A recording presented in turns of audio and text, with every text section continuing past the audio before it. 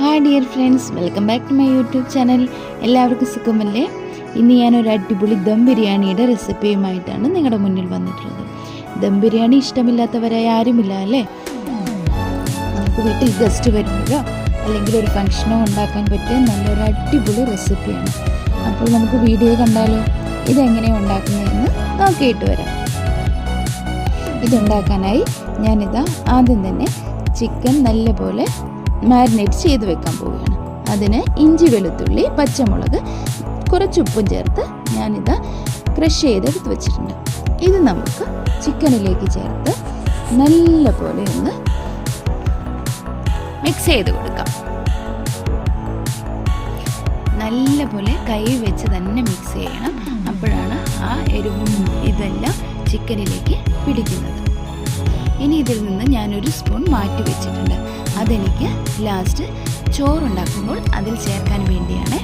അപ്പോൾ ചോറിന് നല്ല ടേസ്റ്റ് ആയിരിക്കും കേട്ടോ. ഇനി നമുക്ക് ഇതിനകത്തേക്ക് സവോള ഫ്രൈ ചെയ്തെടുക്കാം. അതിനായി ഞാനിതാ ഒരു ചട്ടി അടുപ്പത്ത് വെച്ചിട്ട് സൺഫ്ലവർ ഓയിൽ ഒഴിച്ചു കൊടുത്തു. ആദ്യം തന്നെ നമുക്ക് കുറച്ച് കാഷ്യൂനട്ടും മുന്തിരിയും ഫ്രൈ ചെയ്തെടുക്കാം.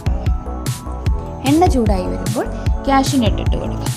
കാഷ്യൂനട്ട് ഒന്ന് മുരിഞ്ഞു വരുമ്പോഴേക്കും നമുക്ക് മുന്തിരി കൂടി ഇട്ട് കൊടുത്ത് രണ്ടും നല്ലപോലെ ബ്രൗൺ കളറായി വരുമ്പോൾ നമുക്കിത് മാറ്റി ഒരു പാത്രത്തിലേക്ക് മാറ്റി വെക്കാം.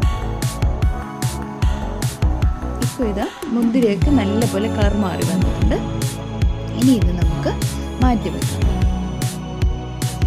ഇനി നമുക്ക് ഒരു പിടി സവോള കൂടി ഇതിനകത്തിട്ട് ആദ്യം തന്നെ വറുത്തെടുക്കാം. അത് നമുക്ക് ചോറിലേക്ക്